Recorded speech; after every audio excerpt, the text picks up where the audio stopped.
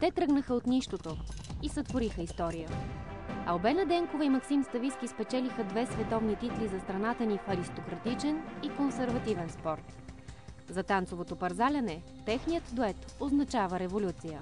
За България – източник на върховни преживявания. На Олимпийски игри най-доброто им класиране е 5-то място в Торино през 2006.